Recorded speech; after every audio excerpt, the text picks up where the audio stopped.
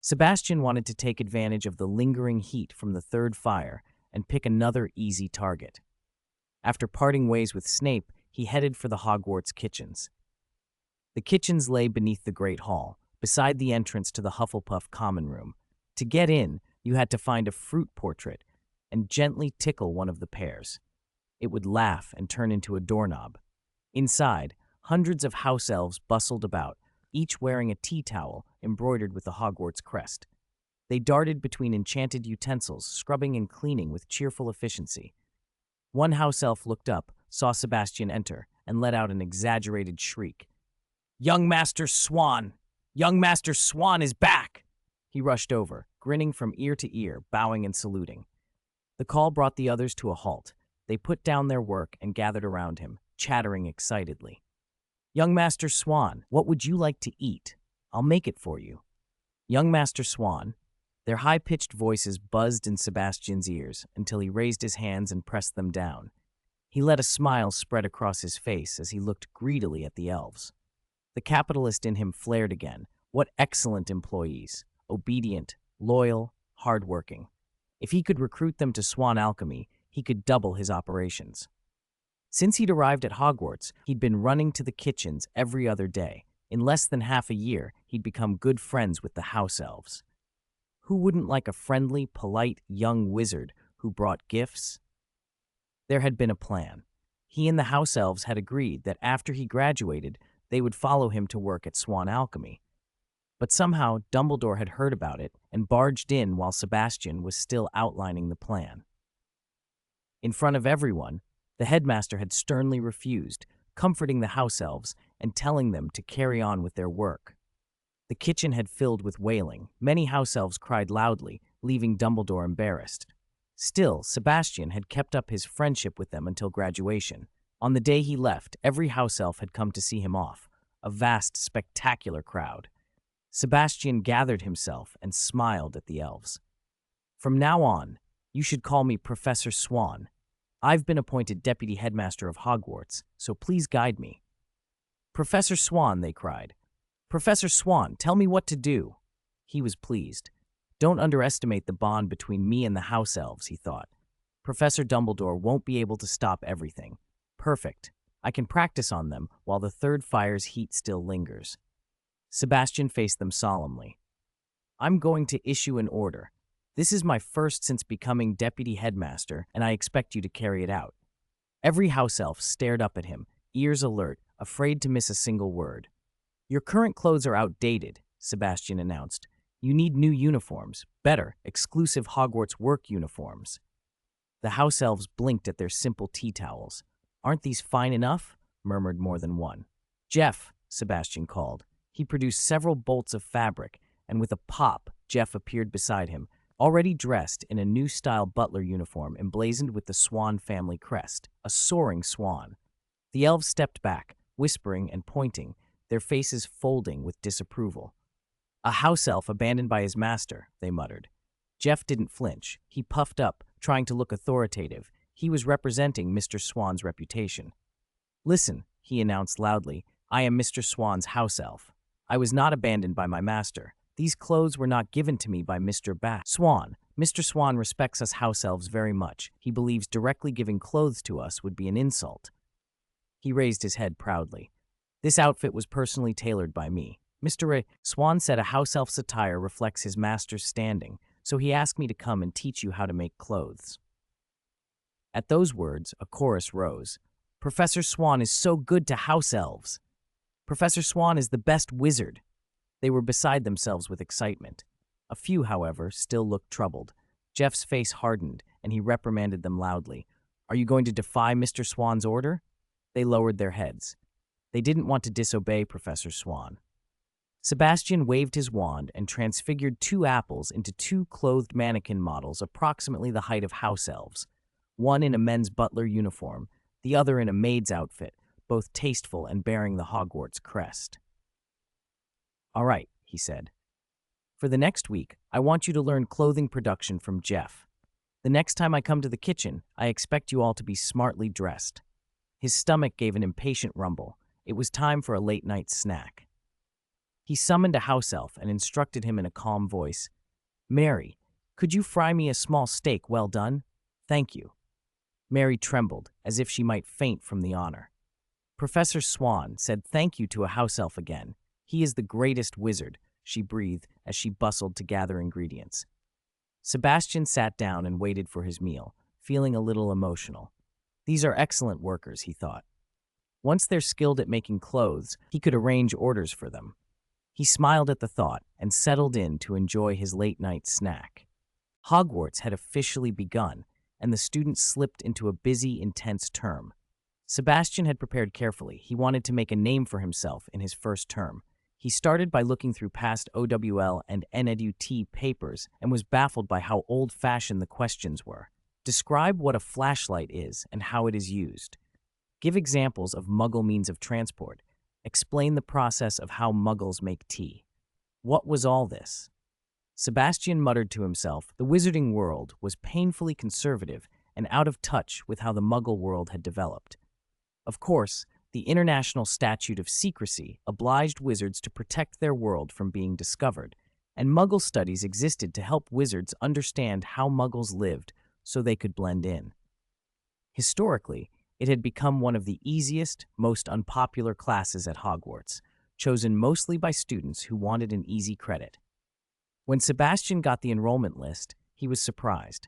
From 3rd year through 7th year, fewer than 60 students had signed up, and over 2/3 were Muggle-born or half-blood. No wonder, beyond those taking it simply for credits and the odd overachiever who wanted to learn everything, who wanting to truly learn magic would willingly choose Muggle studies? After reviewing the old textbooks, Sebastian realized the fault wasn't entirely the students. The class had been taught in a dull, unimaginative way. It should have been fascinating. He decided to change that. He rearranged his schedule with the other professors and consolidated all Muggle studies classes from 3rd to 7th year into one big session that Thursday afternoon. He asked Professor McGonagall for a larger classroom. After lunch on Thursday, carrying the test papers he'd prepared, he went to the room. Standing on the podium and looking down at the assembled students, Sebastian felt a flash of nostalgia. It was the same kind of crowd he'd stood before in another life. He took out the attendance list. Then, to the surprise of the students in the back rows, the parchment rose into the air, and the names on it turned into glowing butterflies that fluttered across the room, alighting on each student's shoulder and making them sparkle. Percy Weasley, in 4th year, frowned in surprise. He'd underestimated Professor Swann. Beautiful, wandless magic. He thought Swann had only come to Muggle studies for experience, that the class was trivial. Percy wasn't particularly interested in Quidditch like his brother Charlie, but he'd assumed Swann was nothing more than a Quidditch star trying to pad his resume. Percy sat in the back so he could do other homework during class. Now he found himself suddenly intrigued. Wow! Professor, what kind of magic is that? Can you teach us? The classroom buzzed with excitement. Sebastian enjoyed their reaction. A good start, he thought. Showmanship was useful. He let the applause die down and said, "Very good, no one's absent. This little charm is a counting spell I devised myself, but it's not something I'll teach you today. Before we begin properly, we're going to do a short test." Groans filled the room. "Professor Swann, no test already. This isn't fair." However, Sebastian raised his wand and swept it downward. In an instant, the students found themselves unable to make a sound. They looked at him with wide eyes. He smiled and said, "There's no need to panic. You'll be able to speak normally as soon as you finish the test." He tapped the stack of papers on his desk, and they rose, one by one, and landed in front of each student. Students in 3rd to 5th years, you'll be doing a selection of OWL questions from 5 years ago. 6th and 7th years, you'll do NEUT questions, also from 5 years ago. Don't worry, skip anything you don't know. This won't be graded. It's simply a preliminary assessment. He glanced over the still grumbling faces and chuckled. "I'll let you in on a secret. The examinations authority isn't very original. They reuse questions." At the word reuse, every ear pricked up. "There's a good chance you'll see actual exam questions on these papers. You have 30 minutes. Begin." The students eagerly bent to their work. Most of the Muggle-born and half-blood students tackled the questions with confidence. Among the purebloods, aside from overachievers like Percy, many frowned in concentration and chewed the ends of their quills. When 30 minutes were up, the papers lifted themselves, stacked neatly, and returned to Sebastian's desk. Murmurs rose as students compared notes. "I left so many blanks." "Did you write down the questions?" "Don't worry, I memorized them all." Sebastian tapped the blackboard to regain their attention. "Very good. I asked you in advance to wear Muggle clothes today." He pointed to the front table. "Please hand in your wands in order. We are about to begin today's Muggle studies." "Hand over our wands." What a strange request. Were they supposed to pretend to be Muggles? Soon all the students handed over their wands, and Professor Swann tucked them into a bag charmed with an undetectable extension charm. With a wave of his hand, he led them outside. What was going on? Shouldn't class be starting? They walked straight out the castle gates, and the students exchanged confused looks. This was Muggle studies. Why were they heading out of school? When they reached the gate, a car was parked there. The students all turned to Professor Swann, waiting for an explanation. He didn't keep them in suspense. "Right, everyone, get in the car quickly," he called with a laugh. They crowded aboard. One boy, who had ridden the night bus before, began telling stories as they climbed on. "It's the night bus. I rode it last year, threw up for ages after I got off. When I rode it, there were only beds that moved around. People lying on them felt really unstable. Now it's rows of seats, leather, so soft. Be sure to hold on tight. Once it starts, you'll feel a real push. I fell off last time and couldn't get up for ages." Once everyone was aboard, Professor Swann gave a short safety talk and explained how to use the seat belts. When they had all fastened them, he said to the driver, "Let's go." The students gripped the handrails as if the seat belts were useless. One thoughtful boy, seeing Professor Swann still standing in the aisle, called anxiously, "Professor, hold on, you'll fall." Before he could finish, the bus whooshed away. The obstacles in front of the vehicle slid automatically aside, and the students were baffled. Where was the promised violent lurch? Where was the tumbling? One Muggle-born muttered, "There's no inertia at all. This isn't scientific." "Are you daft?" his companion snapped. "This is the magical world. We don't talk about science, only magic." A senior offered, "I think it's the undetectable extension charm. No matter how much the outside shakes, what's inside stays calm." "Like Newt Scamander's case," another added. "He used to travel with a case full of creatures." Professor Swann smiled at their puzzled faces. "This is the Night Bus 2.0, launched by Swann Alchemy. You can call it the Night Bus. It's safer, more comfortable, and convenient for witches and wizards who can't apparate. It's still easy to hail. You just stand by the roadside and make the signaling gesture with your wand." Excitement bubbled up immediately. "That's Swann Alchemy for you. No adverts, just brilliant products. I'll take Mum and Dad on it next summer in Diagon Alley." "Professor, where are we going?" someone asked. "It's a secret," Swann said with a mysterious smile. "Let's chat while we go." He looked at a Slytherin and called, "Marcus Flint, I hear you don't think much of Muggles. Why did you choose this class?" Marcus gave an embarrassed, honest smile. "I was worried about passing other subjects. To pass my OBULs, I picked this class, and divination." There were snorts of laughter. Professor Swann cut them off. "There's nothing shameful about admitting that. I took this class at school too, and to be frank, the exam for Muggle studies is fairly straightforward." He singled out a familiar red-haired face in the crowd. "Charlie Weasley, you were laughing. Tell us why you're here." Charlie guffawed.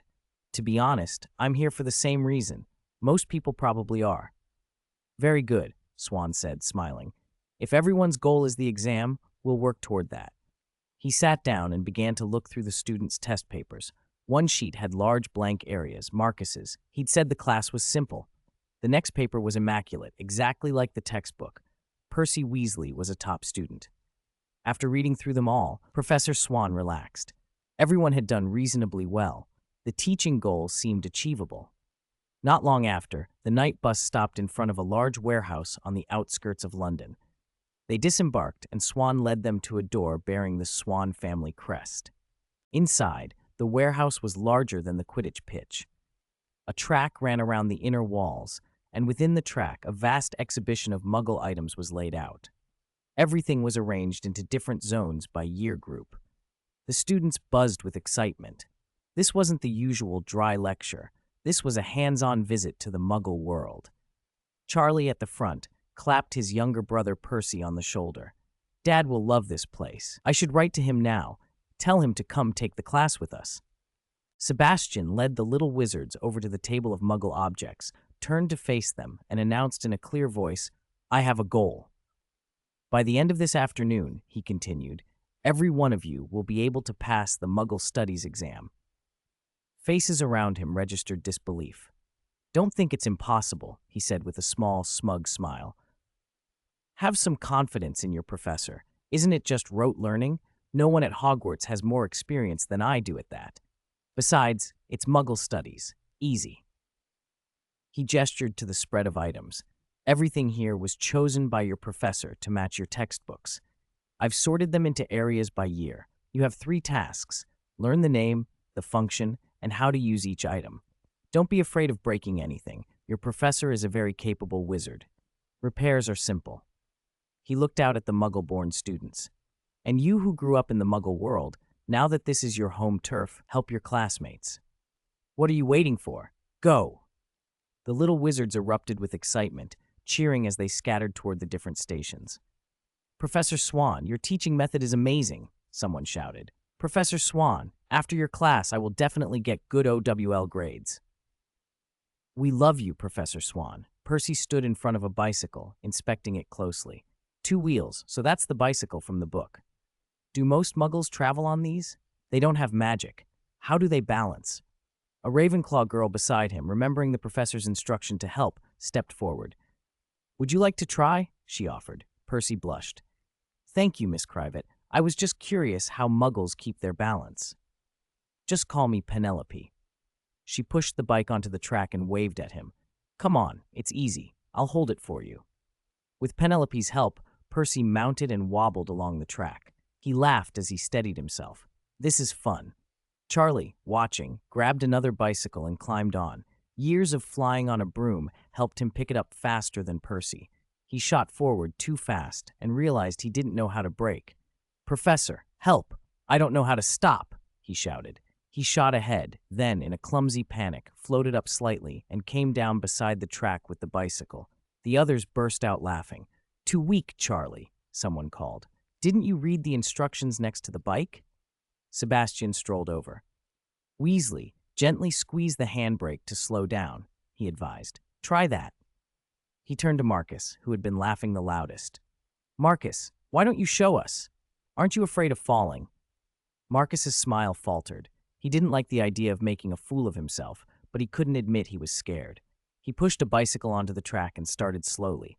Before long, his broom riding experience kicked in, and he was riding confidently.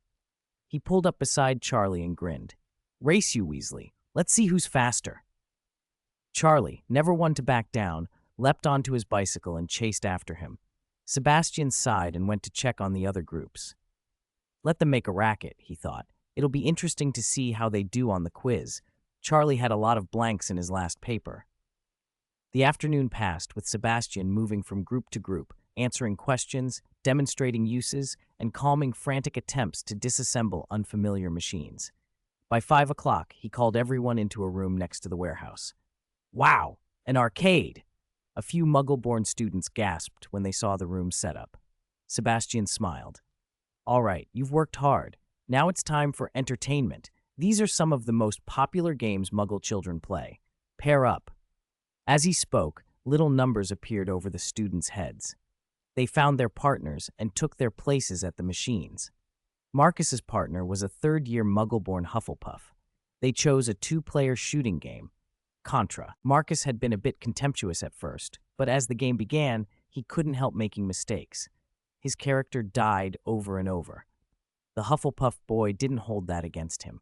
He paused his own game and patiently guided Marcus through the controls and strategy. Marcus learned quickly and then whooped with delight. "This is amazing! I love being carried! Roar! Take that!" Marcus shouted, and his partner, infected by the enthusiasm, threw himself into the match as well. Laughter and cheers filled the room.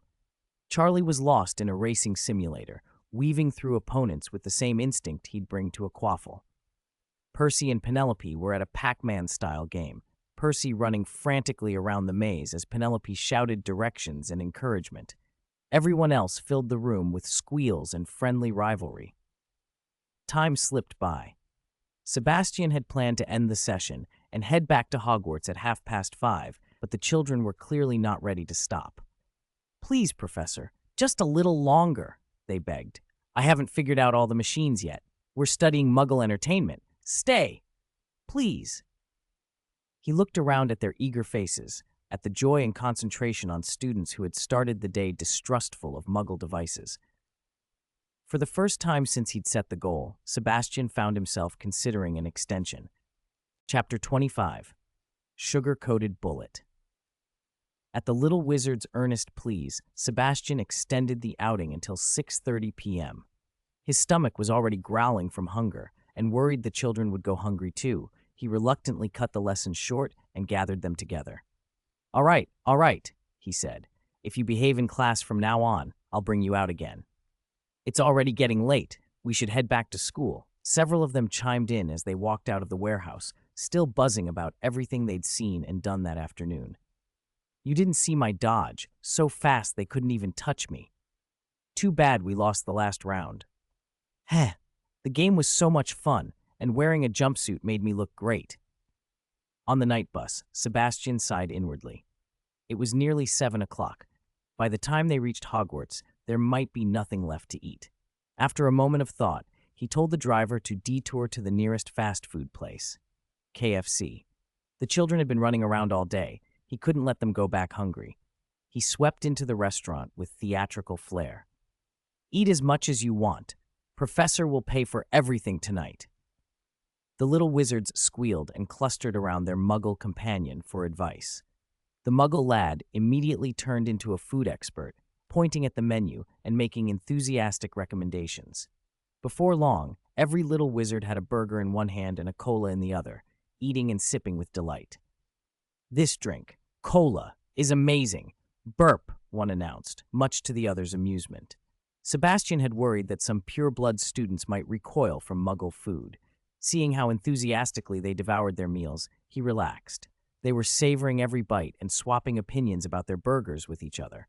Marcus, in particular, had linked arms with his new Muggle friend and was animatedly comparing notes about the game's mechanics. Not bad, Sebastian thought. The sugar-coated bullet had worked. In his eyes, blood status, pure blood, half-blood, or Muggle-born meant nothing if it stood in the way of unity. The Muggle world was advancing so quickly, wizards needed to close ranks, not draw lines. If a steady pure blood like Marcus could make friends with a Muggle, that was progress. It was just play, after all, and a few more afternoons like this could help break down barriers. As the saying went, it doesn't matter whether a cat is black or white, as long as it catches mice. When everyone had eaten their fill, Sebastian shepherded them back to the night bus. As soon as it rolled away, he returned their wands to them. The day's excitement began to wear off. One by one, the little wizards started to nod off. Marcus, however, sat up and moved to Sebastian's seat, a conflicted look on his face. "Professor, I have some questions." He swallowed, then spoke. "I used to be proud of being a pure blood and look down on Muggles, but after today I saw how many advantages Muggles have. What struck me most was the games they create. Apart from Quidditch, we don't seem to have anything like that. I can't figure out why." Sebastian smiled and answered patiently. "Muggles are an incredibly creative people, and there are so many of them. Imagine, even if only one genius appears in every 10,000 individuals, the absolute number of geniuses among Muggles would far exceed that among wizards. When I realized that, I struggled with it too." Marcus's eyes brightened. "Professor, how did you deal with that?" Sebastian looked at him seriously. "Admitting we have shortcomings isn't shameful. We are Slytherins. We admire strength. In creativity right now, Muggles are the stronger side. That doesn't mean we should give up. It means we should learn. Set aside any pride about bloodlines and treat Muggles as equals. Learn from their strengths, then express those ideas through magic." He leaned closer, lowering his voice as if sharing a secret. "That's how Swann alchemy developed, by borrowing from Muggle ingenuity and applying magic to it. Look at the night bus we're on. How fast is it?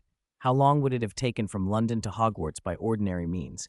Muggles can't drive cars that fast, yet they found ways to move people efficiently. Observe more. Think more. He ruffled Marcus's hair. We still have a whole year of Muggle studies ahead. Find your own answers. The bus soon stopped at Hogwarts. Sebastian led the students across the grounds and into the Great Hall, clapping to draw their attention. Were you satisfied with today's Muggle Studies field trip? Satisfied. Very satisfied. I didn't expect Muggle food to be so delicious. The game was so much fun. The little wizards shouted in chorus. Once their excitement started to pick up again, Sebastian hushed them. It was hard to find an afternoon when everyone was free. If you want to come out again, you must complete the homework I assign. There was a moment of stunned silence, and then the little wizards rallied. To get another chance to go out, they would do the work. Professor, tell us, we'll finish the homework well. Sebastian smiled. 3rd and 4th year students, record the Muggle items you used today. Extra credit if you compare them to anything similar in the wizarding world. 5th years, compare the advantages of the wizarding and Muggle worlds based on your observations. 6th and 7th years, think deeply about what causes the differences between the two worlds. His tone grew firm. Everyone must do their essays independently. 2-week deadline. Hand them to me during Muggle Studies class in a fortnight. Seeing their dazed faces, he softened and gave a final command. What are you waiting for? Go back to sleep. Chapter 26. Popular Muggle Studies class. The next morning, no sooner had Sebastian arrived at his office than Snape cornered him. Why aren't you staying at Hogwarts every day? The students couldn't find you last night. Sebastian leaned back in his chair and answered lazily, I stay at home because it's convenient. Snape sniffed. I have a wife. So do I, Sebastian said airily. I asked Professor McGonagall before term began to connect my office fireplace to the Flu network so I can go home when I please. Isn't it nicer to go home and sleep next to your wife? Snape's expression hardened at the boastful grin on Sebastian's face. He straightened and spoke slowly. Many of the Slytherins came looking for you last night to sign up for Muggle studies. They couldn't find you and woke up the potions professor. Sebastian blinked.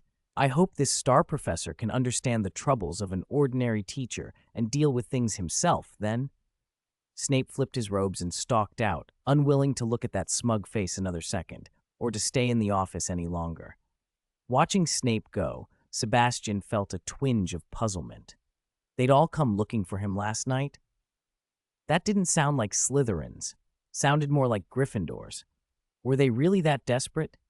He had underestimated the effect his unconventional class had on the students. Word spread fast. Nearly 60 students had vanished for an entire afternoon and only reappeared near bedtime. Gossip burned bright. Where had they been? Weren't they supposed to be in Muggle studies? Why did they go out in the middle of the day and return at night? When Charlie and his friends returned to the dormitories that night, they were swarmed by classmates. Charlie and the others, at the center of attention, were all too happy to talk, and to exaggerate. Every anecdote hinted at how much fun they'd had. Professor Swann is my idol, became the chorus. Anyone who says a bad word about him won't get away with it. Sebastian's name shot into fame again, not as a Quidditch star this time, but as a professor who took students on trips, played games with them, and treated them to meals. The older years were green with envy.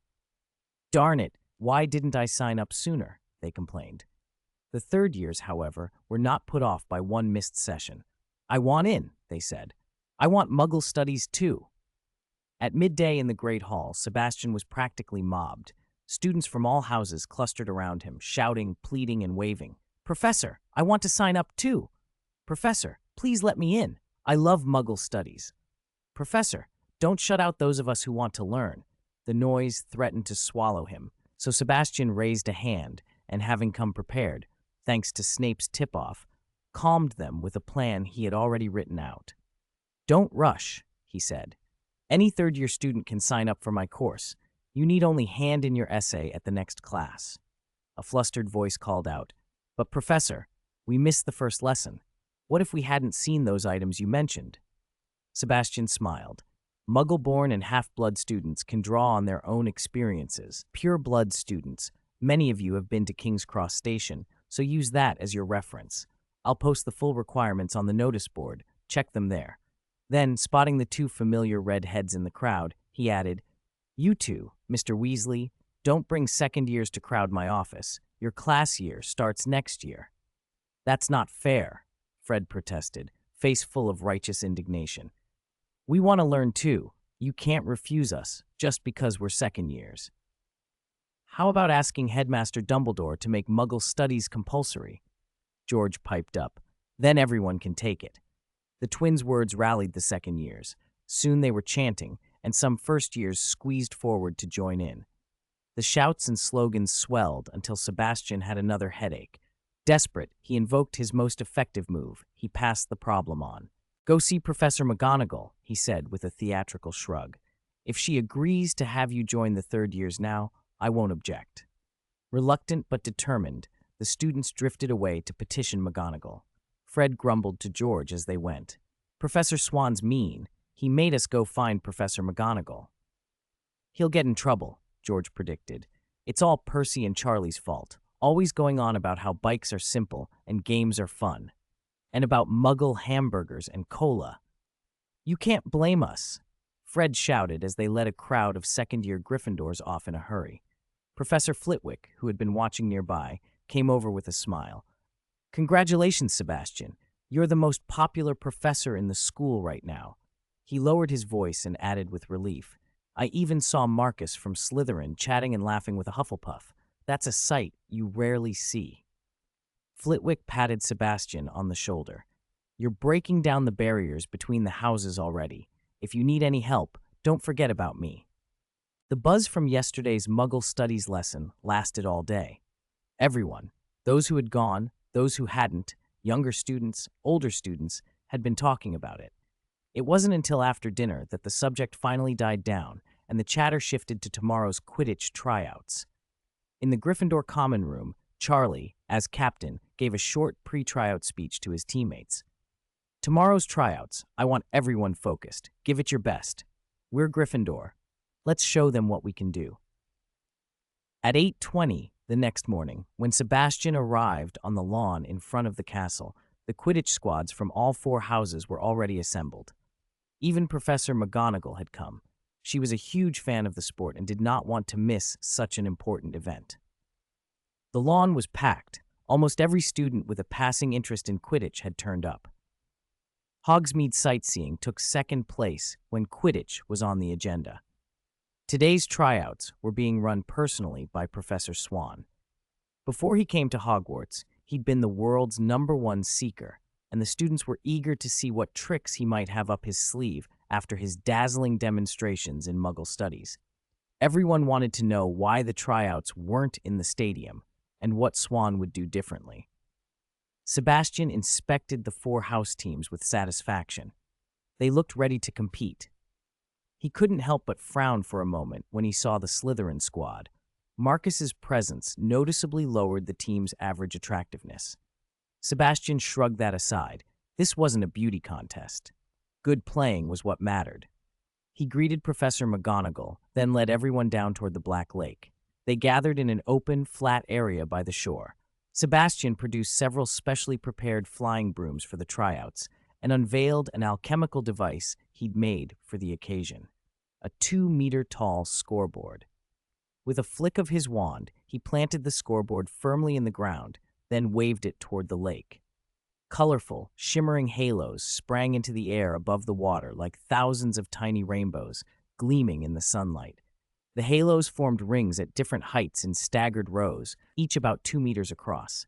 Between some of them, dark spheres, black light orbs that moved like miniature bludgers, drifted and bobbed. The students burst into murmurs and exclamations. "What is that magic? It's beautiful." "Are the players supposed to fly their brooms through those rings?" "Look, Halo 11 is so low to the water. If you dive from 10 to 11, you could fall right into the lake. After you go through Halo 20, you have to turn sharply right, or you'll miss 21. Professor McGonagall walked over to Sebastian, visibly impressed. "Remarkable. You can control that kind of spell from so far away. How far have you come with your magic, Sebastian? But we'll talk about that later. Let's get on with the tryouts. Sebastian nodded and gathered the hopefuls.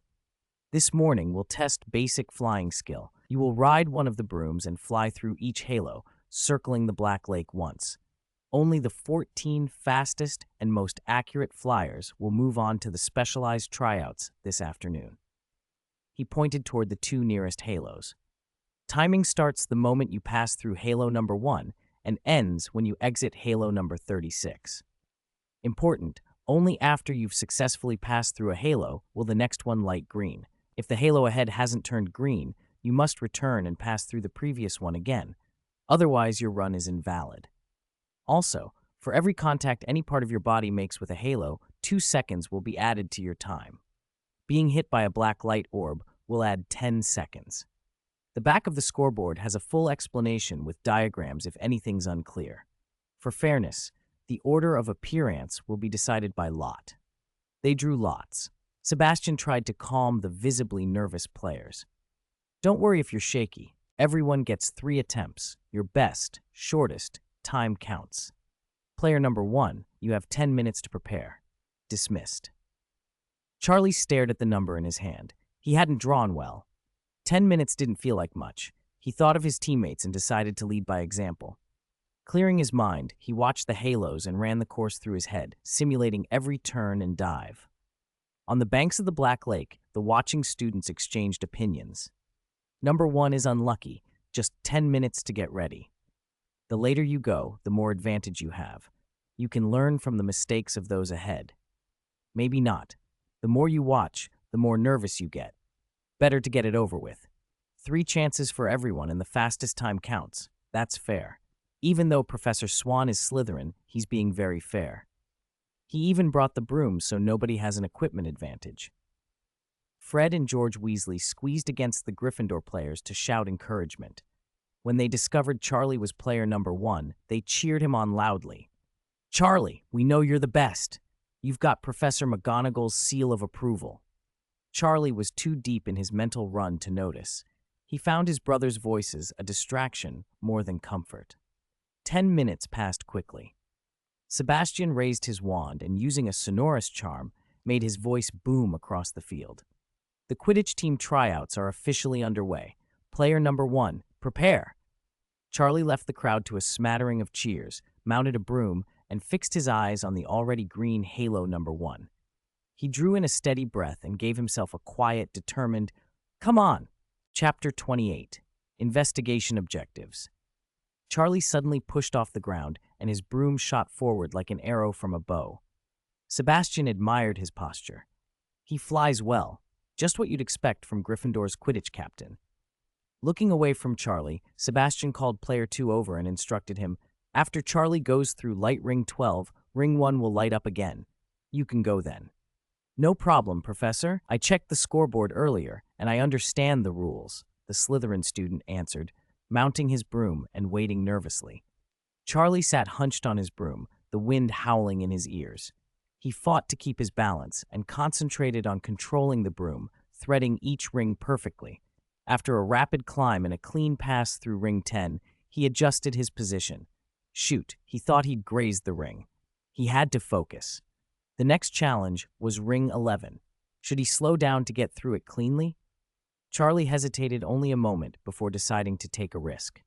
He leaned low, almost pressing himself to the broom, hands white on the handle, and dove from a great height, eyes fixed on ring 11 as he judged the distance. Closer, closer. Now. He pulled up sharply, the broom slowed, and by using the inertia, he slipped neatly through ring 11. Then he throttled the broom and shot out, skimming the surface of the lake. Wow! The watching students erupted. It had been a beautiful move, breathtaking even. They'd expected him to smash into the water at that speed. Amazing, Charlie! Beautiful flying! Even the Slytherin students applauded. After Charlie passed through ring 12, the Slytherin number 2 pushed off at once, calling to the player who had been waiting. Sebastian turned to Professor McGonagall with a pleased expression. "Professor, Charlie's flying very well. If nothing unexpected happens, he'll make the school team." McGonagall smiled broadly. I've always had high hopes for him. I keep telling him he should consider Quidditch professionally after graduation." She hesitated and frowned slightly, then asked, "Sebastian, about the scoreboard, why is the time recorded between every 2 light rings? Wouldn't the total flight time be enough?" All the students nearby pricked up their ears, secretly glad she asked. Sebastian explained patiently, "The placement of every pair of light rings is deliberate. Different placements test different flying techniques. Take Charlie, for example. You can see his speed drop significantly when he went through rings 23, 24, and 25. That shows he still struggles with continuous, rapid turns. Recording the time between each pair of rings lets us see specific weaknesses directly." He smiled at Charlie as the boy drew nearer. If I told Charlie bluntly, "Your continuous, rapid turns need work," he might not accept it. Few people like having flaws pointed out. But numbers don't lie. Your own performance tells the truth. Hearing that, the students understood. No wonder the first selection was so complex. There were different criteria being tested. Professor Swann really knew what he was doing. Some of the other team captains felt embarrassed comparing their old selection methods with this. This was professional. No wonder he'd been the world's best seeker. Fred from Gryffindor said loudly, "No wonder I thought Charlie looked a bit slow just now. Fast turns are his weak spot." George added, "Straight line speed's easy. It's the turns that count." Sebastian told Charlie to land. When Charlie came down and got his feet under him, Sebastian congratulated him. 3 minutes and 11 seconds. Well flown. Charlie glanced at the scoreboard and asked eagerly, "Professor, aren't there 3 attempts? When do I fly again? I think I can go faster." "No rush. Go rest first. I'll call you after player 28 takes off." At that moment, through Sebastian's magical perception, he sensed a problem with player 4. A huge splash erupted beneath ring 11. The students shouted in alarm, "Professor, someone fell in! Save him!" Sebastian gave a quick flick of his wand toward the water under ring 11. The student bobbed up, floating in the air. Sebastian rotated his wrist and cast a drying charm so the boy wouldn't catch a chill. The drenched student felt dazed for a moment, then warmth bloomed as his robes dried.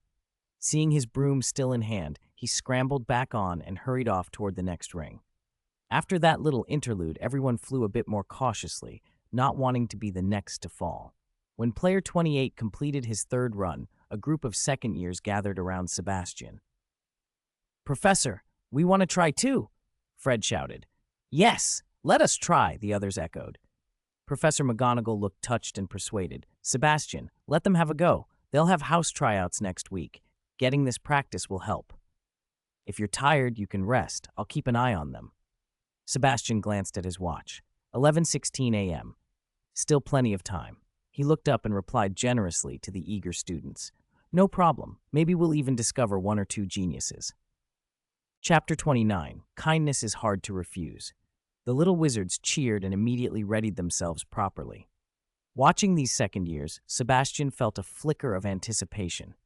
From his memories of the movies in his previous life, he could pick out several familiar faces: Fred and George Weasley, Angelina Johnson and Alicia Spinnet from Gryffindor, Cedric Diggory from Hufflepuff, Graham Montague from Slytherin, Roger Davies from Ravenclaw. Goodness, they all went on to become key players on their house's Quidditch teams. He wondered if these youngsters had any surprises in store. Unexpectedly, 3 of the little wizards had made it into the top 14: Fred Weasley, George Weasley, and Cedric Diggory. Cedric had even reached an impressive 8th place, a result that hinted at the Hufflepuff captain he would become. The other young players hadn't placed as highly. Compared to experienced flyers, they lacked practice. Still, their talent was obvious, and most of them would certainly make their house teams this year. Professor McGonagall, pleased by the wealth of promise in Gryffindor, gathered their players and praised them warmly. Fred, standing in the crowd, suddenly grinned. He and George huddled and whispered a moment. Then Fred shouted up at Sebastian, "Professor Swann, come on, show us what you've got. Let us see how amazing you are." The shout drew every little wizard's attention. Have the professor take part?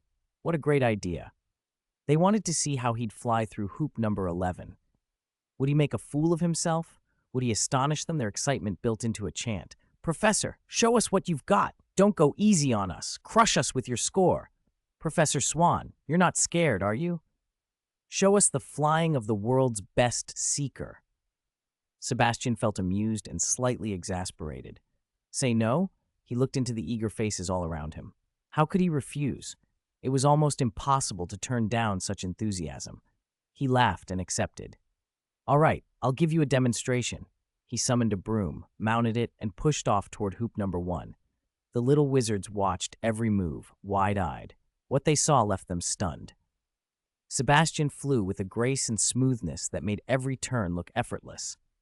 Charlie had flown well in the morning, but next to Sebastian, he looked clumsy. Sebastian's turns were silk smooth, never slowing.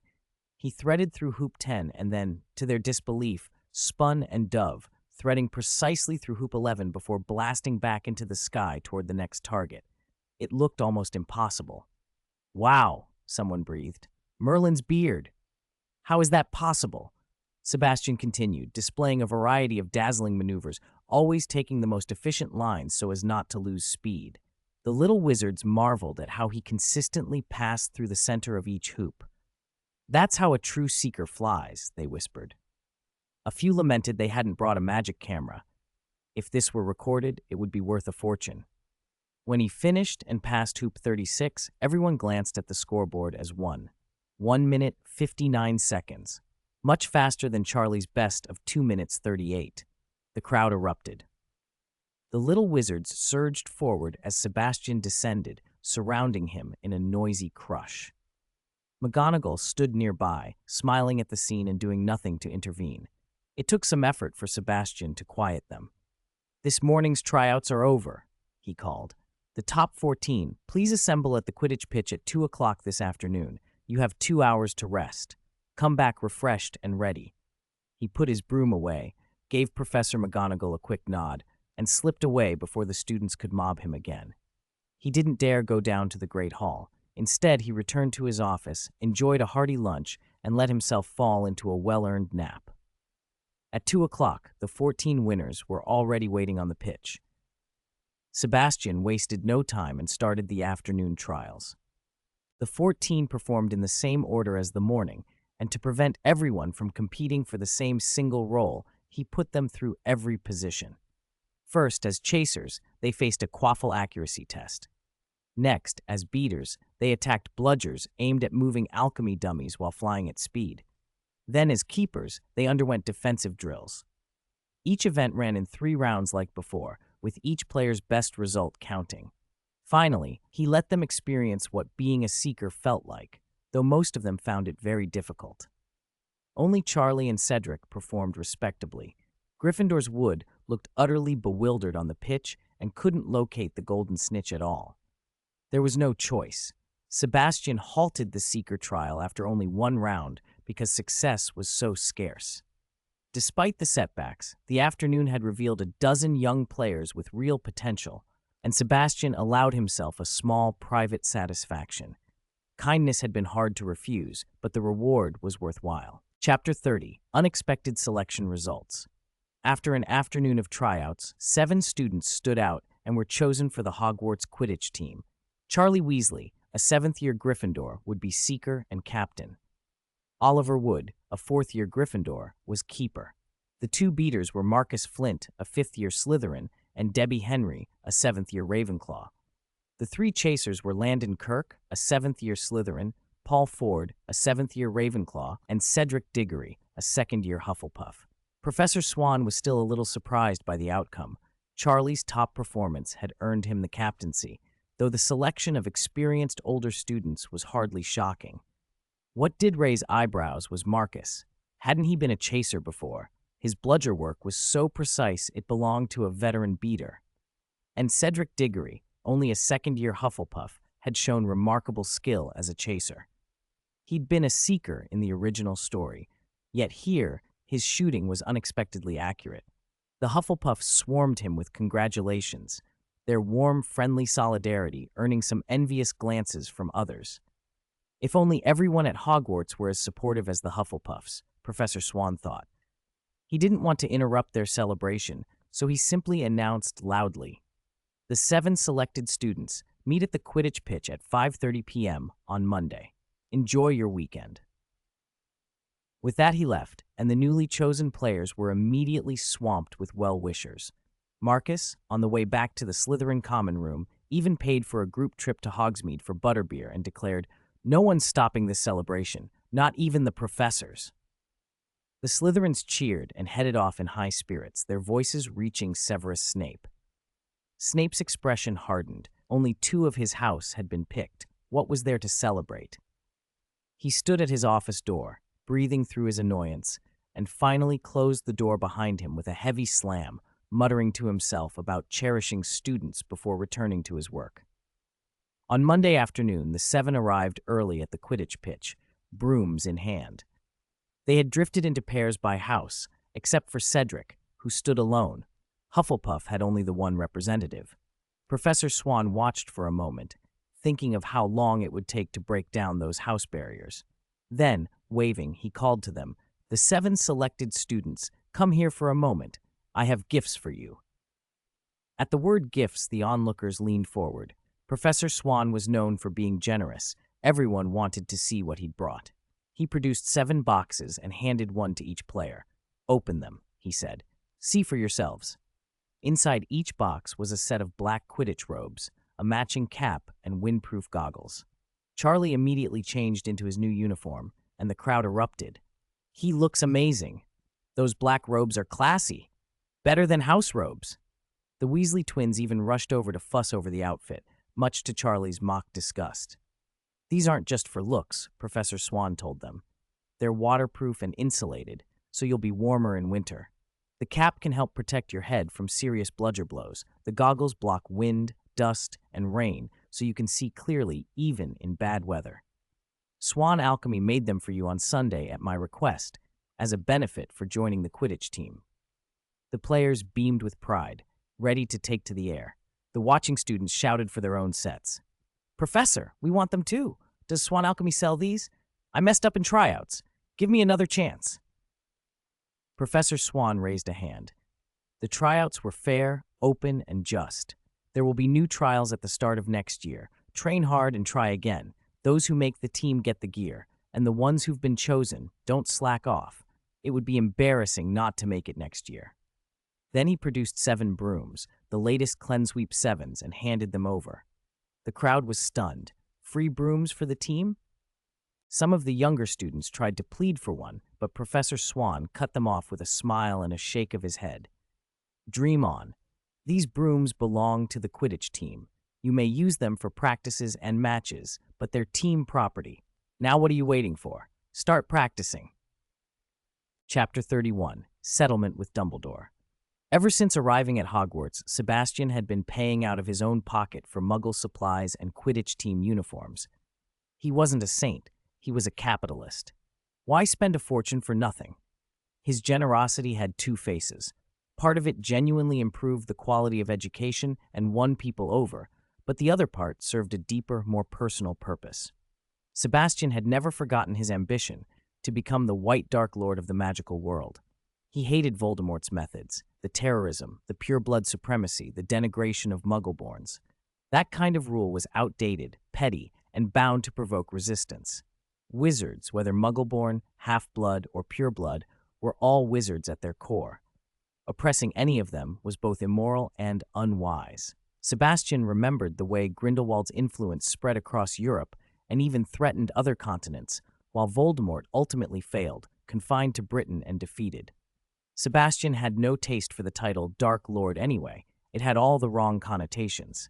If he wanted power, he needed legitimacy and prestige. Wizards trusted institutions, not lone revolutionaries. The route to real influence ran through established channels: Hogwarts, the ministry, public respect. That was why he had come back early and taken a professorship. Every native British wizard had been to Hogwarts. If he could gain the students' trust, if he could personally defeat Voldemort in a few years, prestige and political clout would follow. Then the ministry would be within reach. There was, of course, a problem.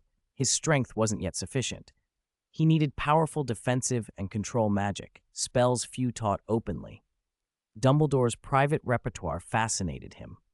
As a young wizard, Sebastian had once asked Dumbledore to instruct him and had been refused on the grounds of youth.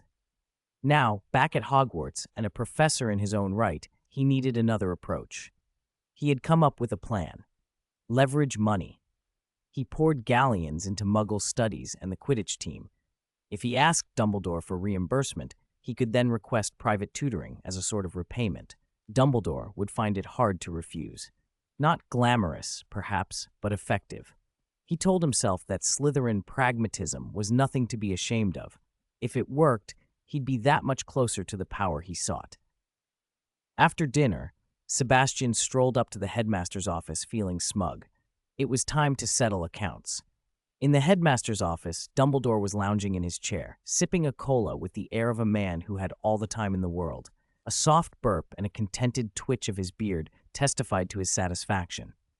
The portrait of a former headmaster hurried over with the news that Professor Swann was approaching, and Dumbledore hurriedly set down his drink and put an academic journal before him. Appearance mattered, after all. When the door opened and Sebastian entered, Dumbledore looked up and smiled. "Good evening, Sebastian. What can I do for you? Please, sit." He produced a cup and, with a mischievous wink, asked, "Would you like something to drink? Tea, pumpkin juice, or cola?" Sebastian didn't bother with niceties. He broadened the cup with a quick flick of his wand and summoned a brimming glass of cola. Dumbledore's eyes twinkled at the brazenness, but he said nothing. Sebastian took a long, satisfying gulp, wiped his mouth, and then leaned forward. "Headmaster Dumbledore, I've run into a small problem I hope you can solve," he said, twiddling his thumb and forefinger with exaggerated coyness. "Just a tiny, tiny problem." Dumbledore regarded him with mild curiosity. "What problem? I'll do what I can." Sebastian brightened. "It's the second week of term already. Could the school reimburse the expenses I put into the Muggle Studies class?" "Reimburse?" Dumbledore repeated. Sebastian warmed to his role. "Professor McGonagall told me that teaching aids provided by professors may be reimbursed. I supplied quite a bit for Muggle studies. So many items, the students were thrilled. I bought a whole warehouse full of Muggle materials. The cost was considerable. It shouldn't fall entirely on me, should it?"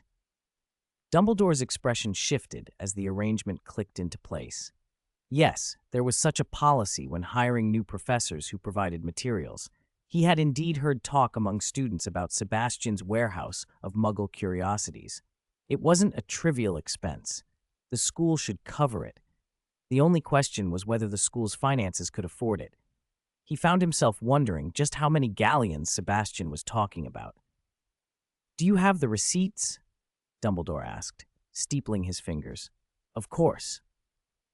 Sebastian produced a neat stack of bills and invoices from his satchel, laying them on the desk with the practiced air of someone who expected the world to capitulate. Dumbledore examined them in silence. The numbers were larger than he'd anticipated. He let out a soft whistle and adjusted his half-moon spectacles. "You certainly have spent a great deal." "Well," Sebastian said, smiling as if at a private joke, "I'd appreciate reimbursement. It would free up my budget for other projects." Dumbledore tapped a pen against his cheek, thinking. The school had funds, but they were allocated. On the other hand, a well-equipped Muggle studies class and a respectable Quidditch team were credit to the school. He could perhaps rearrange a grant. "Very well," Dumbledore said at last.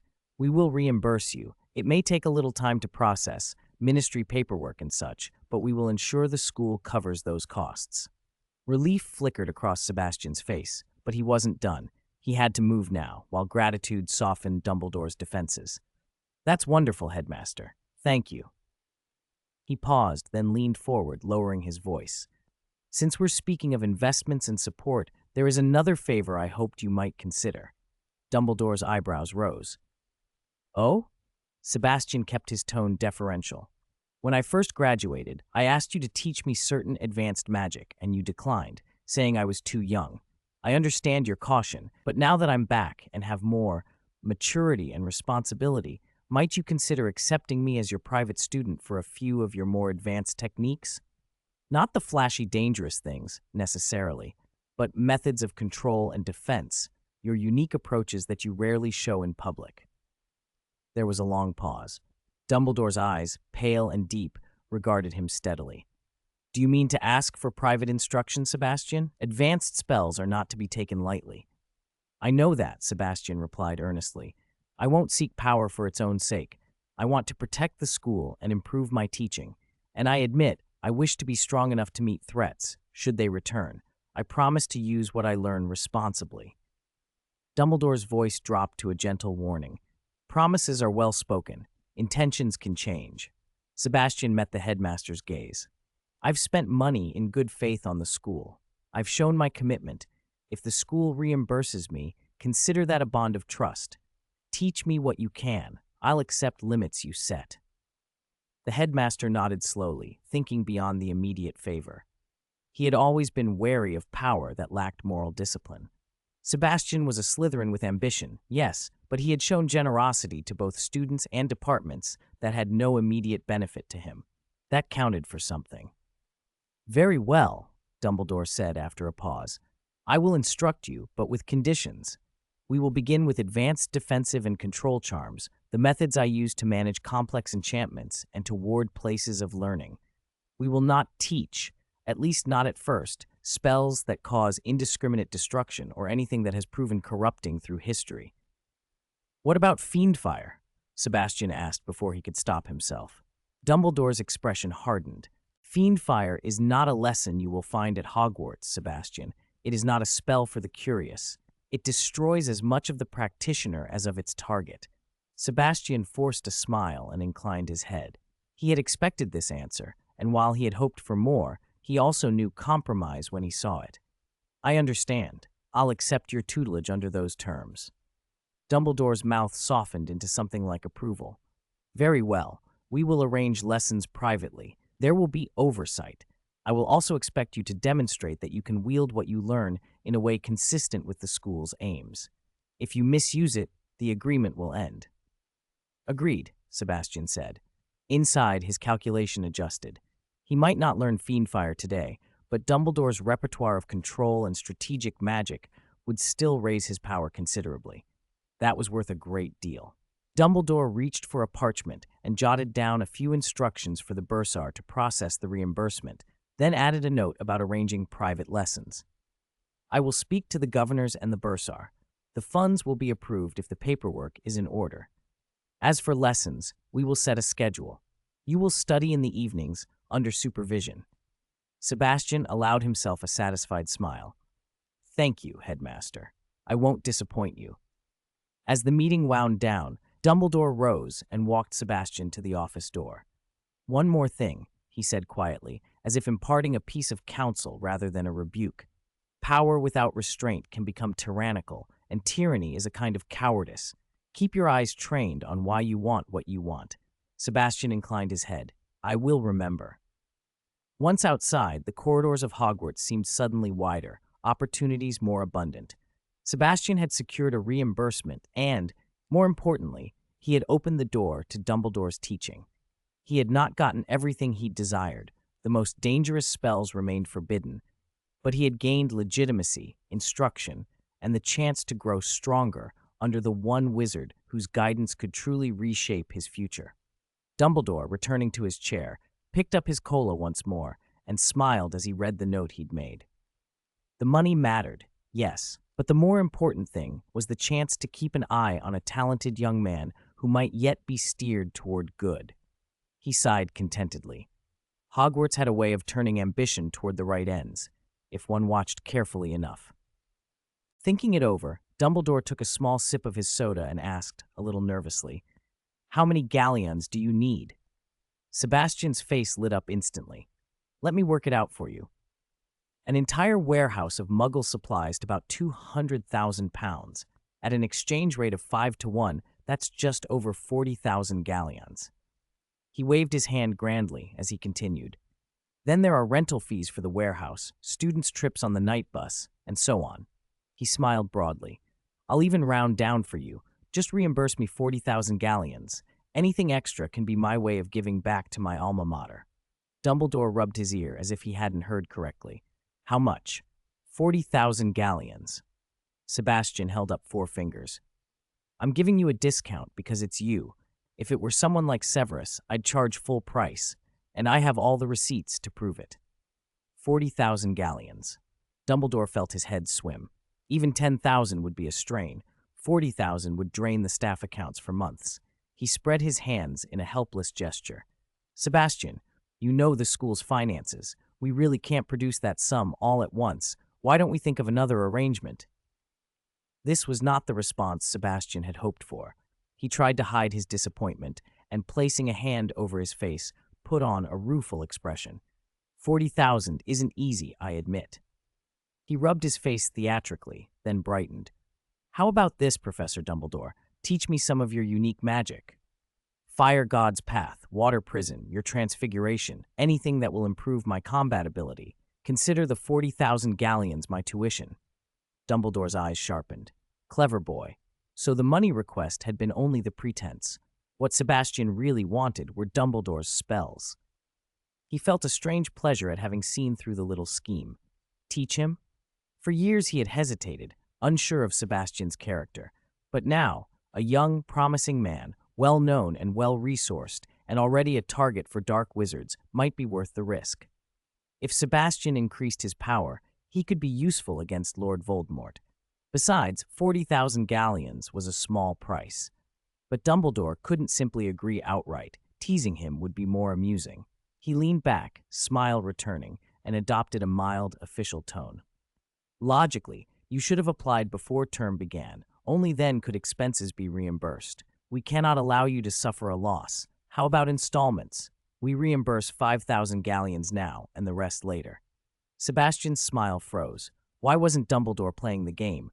The headmaster had seen through his act and was turning it around. Panic flared. If he took the money now, his reputation would be ruined. He'd look like a generous professor spending the school's funds freely. All his real goal was magic, not money. He swallowed and quickly backpedaled. Professor Dumbledore, please don't misunderstand me. I know Hogwarts is struggling. I will stand with the school. I'm not desperate. Dumbledore did not relent. If the school owes you money, I won't be able to sleep. Hogwarts' reputation cannot be tarnished under my watch. I'll call the other professors and we'll see what we can do. Severus could brew potions. Professor Sprout could use her herbs to offset costs. We will find a way. Even if I had to sell everything, I would ensure you're reimbursed. Sebastian felt numb. The headmaster was pulling in the staff, putting the whole school on his conscience. He had misjudged Dumbledore badly. He opened his mouth, then closed it, and at last sighed. Professor, he said more soberly, we all know Lord Voldemort will return sooner or later. I want to learn from you to improve my combat skills. Once I learn your spells, people will see I'm firmly on your side. Dumbledore's expression grew serious. You must understand, once you master my spells, others will see you as aligned with me. Sebastian gave a small, confident smile. Headmaster, I'm already the Muggle Studies professor at Hogwarts. In others' eyes, I'm on your side, and when Voldemort comes back, he won't spare the profitable Swann alchemy. I can't be the one to kneel and kiss anyone's robes. He looked at Dumbledore earnestly. I have little choice. Dumbledore's smile softened. And the 40,000? Sebastian felt his spirits lift. He had to seize this opening. With a brisk, businesslike tone he glued on. Put it on my tab. I'll cover the expenses for the lessons, so the school won't be troubled. Dumbledore returned the kindest smile Sebastian had seen that evening. Very well, Sebastian. Let's begin with Transfiguration. Dumbledore truly lived up to his reputation as the most powerful wizard of his time. He had taken Transfiguration to a whole new level. Under his wand, the headmaster's office seemed to come alive. The bookshelf in the corner had transformed into a vibrant green tree. The books on it had become leaves that rustled with a soft, whispering breeze. The floor turned into lush grass, the chairs into mossy stumps, and the office supplies on the desk into small forest creatures that scurried around them. Even the figures in the portraits strolled happily through an imagined wood. It was astonishing. Sebastian had always taken secret pride in himself. Thanks to his unusual magical talent and strict study regimen, he had outshone the school's prodigies in every subject since he arrived. Neither Snape nor the Marauders measured up to him in magical attainment. At least, that's how he had liked to rank things in his head. Dumbledore, he decided, was in a class of his own, Lord Voldemort in the second tier, himself next, and everyone else below that. Seeing Dumbledore's display, however, sobered him. He realized how far he still had to go. Sebastian chastised himself inwardly. Don't be so arrogant. Voldemort's return was only a few years away. You must use the time to improve. He reset his attitude and concentrated on learning. By the time he left the headmaster's office, it was well past curfew. Sebastian felt inexplicably light and energized. The experience was difficult to describe, but the result was excellent. Walking down the empty corridor, he hummed to himself, and when the tune reached a jaunty part, twirled slightly on impulse. Give me back what you took from me. Spit out what you ate of me. He shwa shwa! He shwa shwa! He only stopped when a portrait complained, and even then, reluctantly. It had been a long time since he'd had such an exhilarating lesson with a top-tier wizard. One inspiring evening simply wasn't enough. He decided, on the spot, to liven things up a little, catch a few students out after hours, have some fun. He expanded his magical senses. 2 on the 3rd floor, 2 on the 4th, and 4 more in the kitchens. Within minutes, he had rounded up 4 Hufflepuffs in the kitchens, caught getting extra snacks. Professor, we were wrong. Professor, we were just hungry. Please, let us go. Professor, come eat with us. I have butterbeer. The last one was clever, bribing a professor with food. Sebastian smiled wryly at the hungry faces. No need to eat together. Finish up and go back to bed. It's late. Given your honest attitude, I won't deduct any points. The children were surprised and delighted and thanked him profusely. After leaving the kitchens, though, Sebastian frowned. 2 students were still out. He'd seen them on the 3rd floor earlier. Hadn't they run off? Why weren't they back in their dormitory yet? His temper flared. He liked a game. Let's see where you run. Let's play hide and seek. He strode toward the 2 students' last known positions. But as he moved, they kept seeming to anticipate him, always finding a way to go the opposite direction. The feeling was oddly familiar. He'd played similar cat-and-mouse games with a certain group of 4 while he'd been a student out after hours. He concentrated and realized one of the pair was holding an alchemical device. The Marauder's map. If that was the map, then those 2 had to be the Weasley twins. It fit the picture in his memory perfectly. A wicked smile crossed his face. They'd picked the wrong person to mess with. He drew his wand and cast a disillusionment charm, the glamour blurring his outline. He followed with a silencing charm, which wrapped him in a faint, sound-absorbing halo, and finally a name-hiding charm to hide his name from the Marauder's map. Everything was set. Outside a mirror on the 4th floor, he heard them through the glass. Hey, George, how did Professor Swann's name just vanish? We still can't find him anywhere. I don't know, Fred. Should we go out and check? We can't hide here forever. Good point. Let's go out quietly. If we hear anything, we'll duck back in. Okay, let's go. Sebastian slipped aside and watched as the mirror split down the middle and the twins slipped out, moving with hunched shoulders and exaggerated tiptoeing. They checked the map every few steps and strained their ears for any unusual noises. Professional. They even stayed low and close to the wall, clearly seasoned at being out after hours. With the Marauder's map in their hands, the professors were at a real disadvantage. Sebastian followed them, unseen and soundless for a while, until they climbed another flight and finally relaxed. All clear, George, said Fred. Except for Professor Swann, all the other professors are in their common rooms. Hey, Fred, it looks like Professor Swann's gone back to his dorm. Doesn't he sleep at home every night? Now it's just us again. Yay! Let's explore that corridor from last time. He almost laughed. Then, on impulse, he dispelled the silencing charm and the name-hiding charm and continued to tail them. Footsteps, subtle but now audible, and Fred's hand went to the map. Fred frowned, then looked over his shoulder. I think I hear someone behind us. Look back. There's no one. Quick, check the map. Fred bent the map to the light. On the parchment, the name Sebastian Swann was shown following right behind them. They stared at the dot that hadn't been there moments before. Oh no, George said, indignation and alarm mingling in his voice. Professor's been following us the whole time. Neither of us noticed. Is this because of that disillusionment charm Charlie said about? We're only second years. Do you really have to spy on us like this? Sebastian felt a satisfied thrill. He dispelled the disillusionment charm and stepped out from the shadows, smiling broadly. Hello, Mr. Weasley, he called cheerfully. A beautiful night for a stroll, isn't it? Care to take a walk with me? Chapter 34. Love for Talent. When Sebastian appeared out of nowhere, the Weasley twins didn't flinch. If anything, they both grabbed hold of his sleeves, one on his left, one on his right, with wide grins. "That's brilliant, Professor Swann. How did you do that?" one of them asked. "Was it the disillusionment charm? Can you teach us?" "Hey, don't they know how to be intimidated? Is my deterrence really that weak?"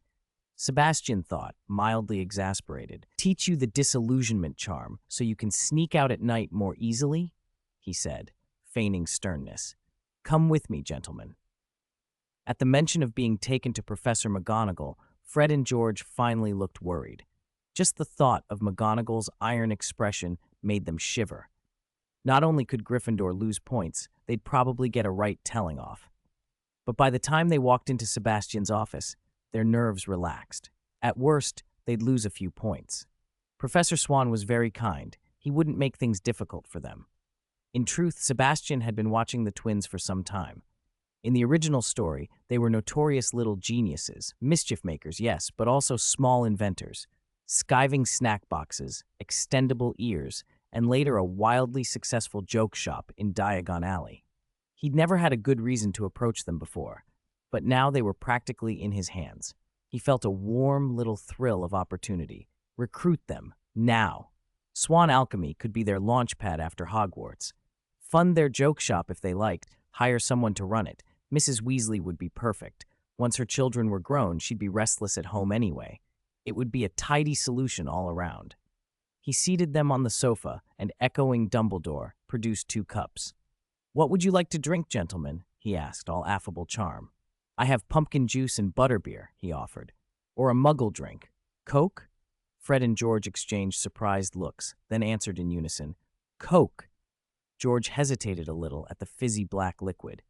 "Is this really Coke? It looks odd." Fred didn't overthink it. He grabbed the cup and downed it in one gulp, then let out a long, satisfied belch. He wasn't at all embarrassed. Instead, he looked at Sebastian in astonishment. "It's really good, just like Percy said," he declared. "Can I have another cup, Professor Swann?" George followed suit, imitating his brother and swallowing his cup with enthusiasm. Seeing them guzzle, Sebastian merely made the bottle float and refilled their cups.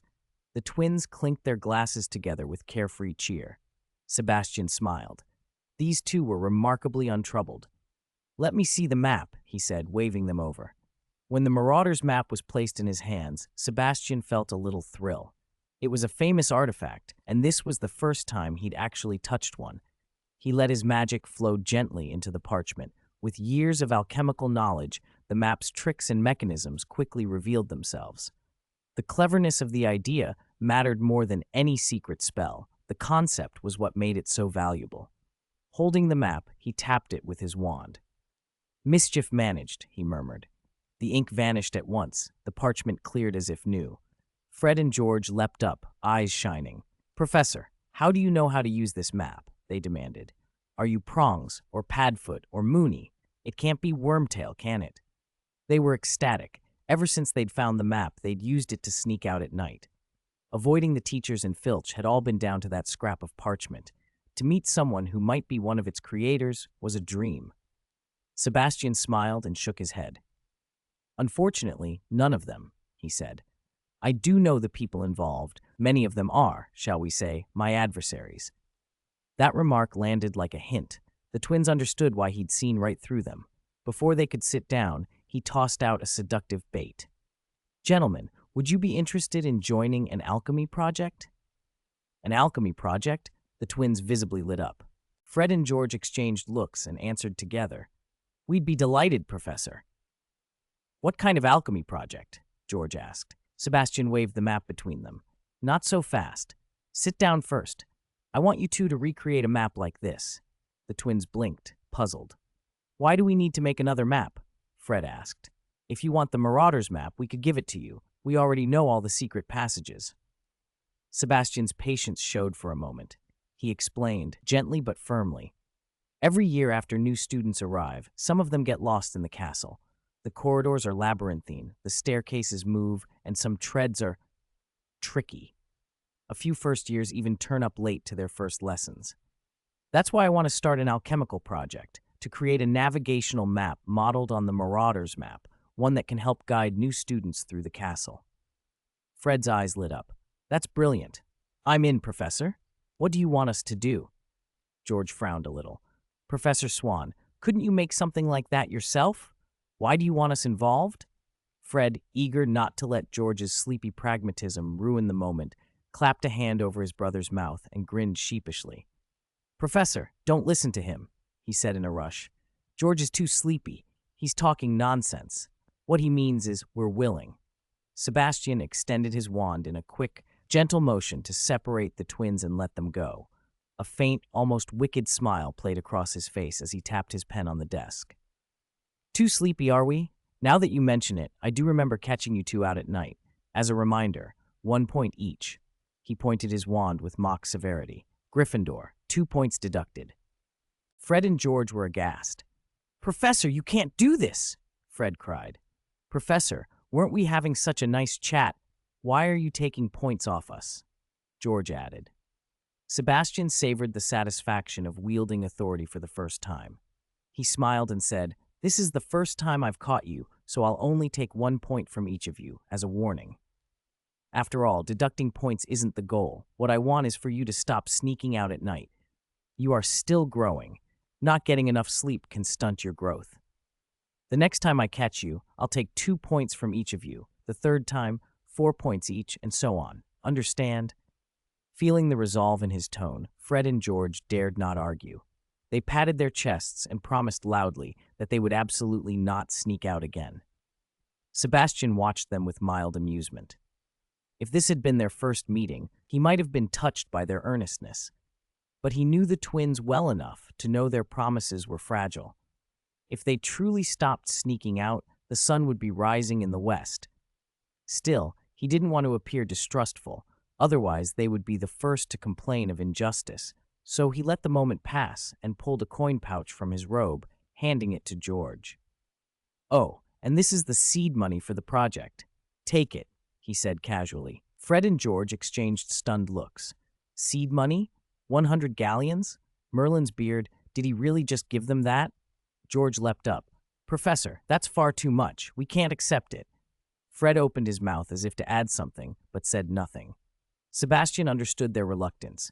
Resisting money is as rare as a hippogriff with a sense of humor. He smiled and clarified. Take it. This isn't a gift. It's the project's starting capital. At Swann Alchemy, every new project gets funds after a proper evaluation. I'm inviting you to join a new alchemy project, so it wouldn't make sense for you to put up the money yourselves. He looked at the twins and added with a little flourish, 100 galleons isn't that much. When you're working with a professor, money shouldn't be your worry. This is just the first round of funding. I expect you to spend it within 1 month. There will be more next month. His tone went serious. But you must keep accounts. Every galleon must be logged clearly. Understood? Merlin's beard. Professor Swann is generous, George thought, though he suspected there might be strings attached. All the more reason to work hard. Both twins thumped their chests again. Don't worry, Professor. We'll record every nut. You can trust us completely, Fred agreed. If you run into problems you can't solve, come straight to me, Sebastian continued. Every month you must report the project's progress to me and bring your ledger. Don't try to save me money. Spend what needs spending. If you burn through this money early, bring the ledger and I'll allocate more. Oh, and, he added, pen poised, the knowledge involved in the Marauder's map is still beyond you. I've put together a reading list. He took the quill on the table and wrote quickly. In a short time, he handed the twins a neat list. They bent over it together. Alchemy explained, how to begin alchemy, analysis of alchemical materials, charms and alchemy combined. The list went on. Alchemy looked very deep indeed. Sebastian was pleased to see them reading with such concentration. The twins were clever and magically talented. They learned fast. With enough study to focus them, Professor McGonagall might finally stop fretting about their mischief. In the original timeline, the twins only began making prank products in their later years. If he could steer them toward alchemy now, who knew what surprises they might bring to the wizarding world? Some of these books are in the Hogwarts library. Borrow them there. he said. If you need a professor's signature, come to me. If borrowing is inconvenient or the books aren't available, order them from Flourish and Blots by Owl. Just keep your accounts tidy.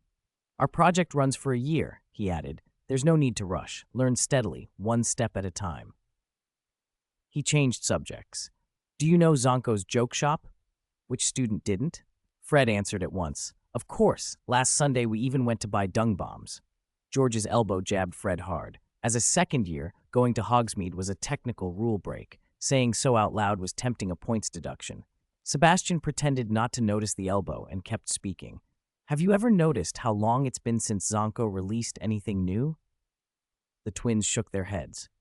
Years, said George. The stock looks the same as when we were students. Swann Alchemy analyzed Zonko's products. His alchemical methods have stayed much the same, little real innovation, so don't rush to reinvent the wheel. Use this time to learn proper alchemy, not just how to make a map work. Understand? Fred and George grew thoughtful. Abandon shortcuts and build a solid foundation, sensible, but a shame.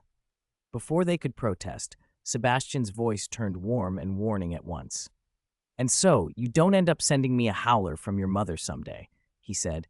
Keep up with your schoolwork. I'll be checking in with the other professors about your progress. Study hard. You wouldn't want me to cancel this project, would you? The twins' faces immediately fell. They had been thinking of skimping on a few subjects. Now a professor was watching them. Study hard and be more efficient. Great. Their grand plan for a year of explorations and nightly adventures was, it seemed, postponed indefinitely. Goodbye, our exploration plan, George muttered under his breath. Goodbye, our night adventures. Goodbye, our youth. Chapter 36. I've already taken out my wand, and you're just telling me this? After sending the twins back to their dormitory, Sebastian stretched and stood at his office window. What a night. It was his first time sleeping at Hogwarts since becoming a professor, and it still felt odd, in a good way. He'd almost decided to find Snape for a drink when something caught his eye, a shadow slipping toward the edge of the Forbidden Forest. He glanced at his magical watch, 11:46 p.m. Who in their right mind wanders toward the forest at this hour? It would have ruined his plan to chat with Severus. He couldn't let that stand. With a flourish of professionalism, Sebastian produced a small vial of scent-masking potion and dabbed a few drops on himself. The animals in the forest had noses as sharp as any trackers. He'd better not be leaving a trail. He followed with a disillusionment charm, a silencing charm, and a name-concealing charm before mounting his flying broom and slipping silently out the window. You ignorant little brat, he muttered to the empty night as he followed. Dare to trespass into the Forbidden Forest. When I catch you, you're in for a world of pain. The shadow turned out not to be a daring student at all, but Professor Moses Robert, the new Defense Against the Dark Arts teacher. At this hour? In the forest? Sebastian's curiosity sharpened into suspicion. Were all Defense Against the Dark Arts professors so problematic? He ran through the roll call in his head. Quirrell possessed, Lockhart a fraud, Lupin a werewolf, Moody replaced, Umbridge a ministerial nightmare. The subject did seem cursed, but now, with the main plot approaching, strange things were surfacing faster than usual. And what was Moses Robert doing sneaking into the forest without even bothering with a disillusionment charm? Not very professional. Relying on his magical perception, Sebastian hung well behind Robert and copied his route exactly. At first, he suspected poaching. There were rarities in the Forbidden Forest worth a fortune to the wrong sort of witch or wizard, but Robert's behavior didn't fit. He drifted through the trees, occasionally taking out a notebook and muttering to himself. The mutterings were too soft to catch from afar, so Sebastian edged closer. He caught one clear word, Gryffindor. Gryffindor? The word made Sebastian's interest spike. He leaned forward in his saddle and used every ounce of focus. The notebook in Robert's hand seemed suddenly irresistible. Part of him wanted to swoop down and declare, Professor, hold on. That belongs to Gryffindor, and to me. He didn't. Dawn came and went with no progress. The notebook was incomplete. The forest yielded nothing. For 2 days, Sebastian stayed on the estate, watching, but Professor Robert simply resumed his ordinary life at school, and there was nothing more to go on. Sebastian couldn't stay at Hogwarts forever. He had other responsibilities, so he did what any sensible wizard with resources would do. He called in backup. Early on Thursday morning, he found himself at the door of the potions classroom and knocked lightly. Severus's clipped voice called, "Enter."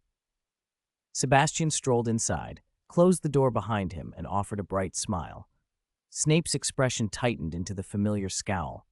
"If it isn't Professor Swann," he said coldly. "When did you learn to knock? If you were still a student, I'd award you 10 points for manners," Sebastian replied cheerfully. "Severus, long time no see. I've missed you terribly." Snape's face darkened further. "Speak plainly." That indignant, shameless tone, always flattery when he needed something. Sebastian ignored the annoyance in Snape's voice. He flicked his wand and cast a peacekeeping charm, a shield charm, and a disruption charm in quick succession. Snape started, reached for his wand, then froze. "What's wrong?" he demanded, drawing his wand on instinct. Sebastian suppressed a satisfied smile. The theatrics worked. He lowered his voice conspiratorially. "I suspect Professor Robert is up to something." Snape's eyes narrowed. "You came here just to tell me that? You're an experienced Auror by trade. You must have an opinion." Snape's expression was unreadable, his tone icier than before. "That's a serious accusation. Do you have proof?" "Don't be hasty," Sebastian said, retreating into charm. He bent-tapped Snape's chair with a scouring charm until it sparkled, then stepped back and bowed with exaggerated deference. "Please, Severus, be seated. You are so magnanimous." Snape lowered his wand and sat on the immaculate chair with a warning glare that said, "Continue, and you'd better have something worth the trouble." Sebastian launched into his story. "The night before last, I saw Robert slipping toward the forbidden forest. I followed him. He wandered the woods all night, took notes, and I heard him muttering something about Gryffindor. I want to know what he's looking for. You must help me keep an eye on him when I can't be here.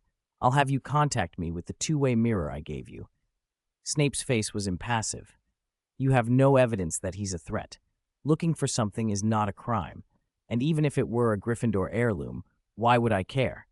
I am, after all, a Slytherin. If you're so keen on Founder's relics, hunt the Slytherin things.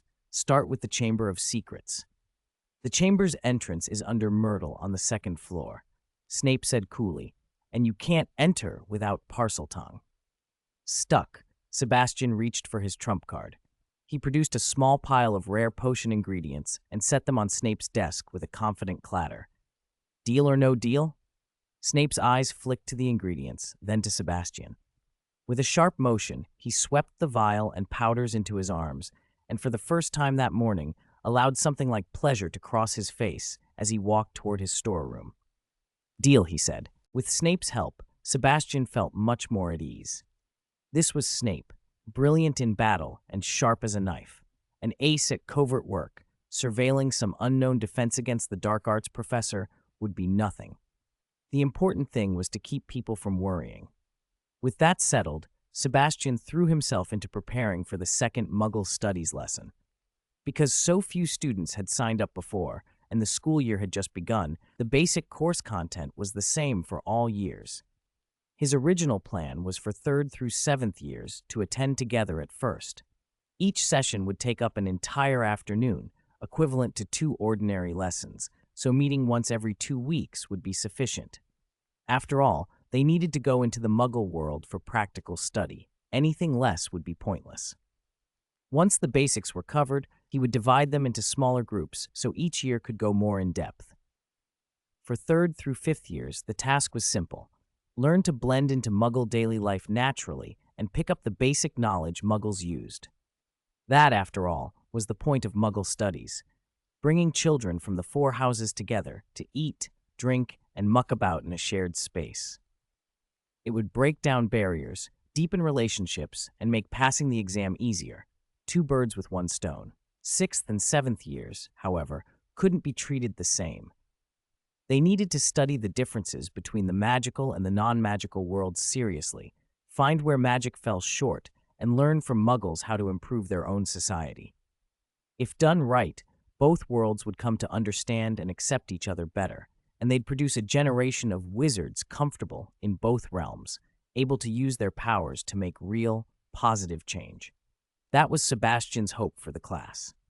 Of course, the current 6th and 7th years had been chosen by the previous Professor Quirrell, so he didn't expect miracles. If they could ace their final exams and move through the Muggle world without sticking out, that would be enough. By the second lesson, when Sebastian entered the classroom, the students were already seated and had filled it up. Wow, so many. Had every third year turned up? The room was packed with little faces. If the classroom had been any smaller, there would not have been space. Because third years who wanted to take Muggle studies were considered enrolled once they handed in their essays, Sebastian hadn't received a roster in advance. Now, he could see there were almost 100 third years alone. Splitting into separate classes was clearly necessary. Flexibility would be key. The room buzzed, mostly with eager new third years speculating about what tricks Professor Swann had planned. The arcade crowd, led by Marcus, clustered together, chattering strategy and tips, fully engaged and eager to compare notes. When Sebastian walked to the podium, their conversations fell silent. He saw neat stacks of essays already waiting there and felt satisfied. Not bad. The students had been proactive and handed them in without any nagging.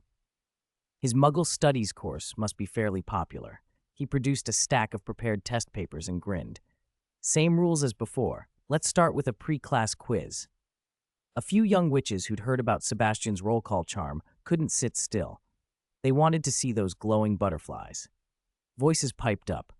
Professor Swann, aren't you going to use the roll call spell today? You haven't called roll yet? Professor is so handsome. As the exam sheets floated toward the students, Sebastian smiled and explained, since I didn't know how many third years would sign up, we'll call roll next class. Enrollment will be based on the essays you've submitted. For now, the quiz, 30 minutes. Good luck. The students grabbed their magic quills and began writing. The room fell quiet, except for the scratch of nibs on paper. Sebastian watched their faces. The new students weren't a surprise. Muggle-borns and half-bloods seemed relaxed, while the pure-blood students were frowning and scratching their heads. Those who'd already had one Muggle Studies lesson looked completely at ease, as if the questions were child's play. Even Marcus, never one for studiousness, was grinning and nodding as he wrote. 30 minutes passed in a blink.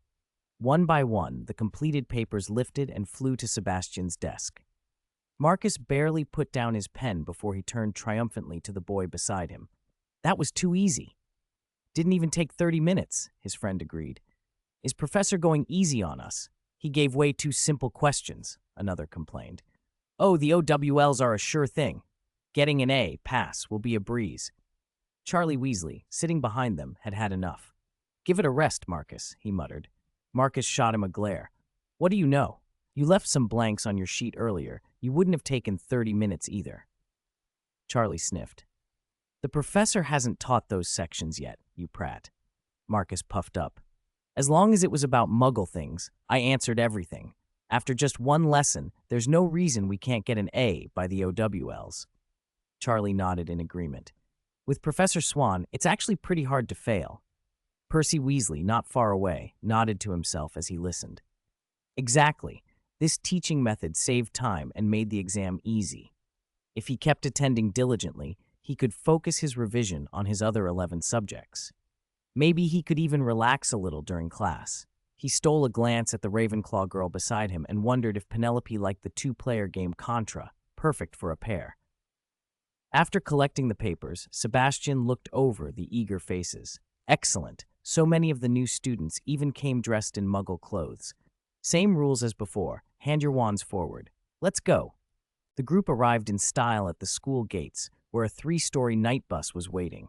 Wow, a 3-story night bus, a chorus of younger students shouted.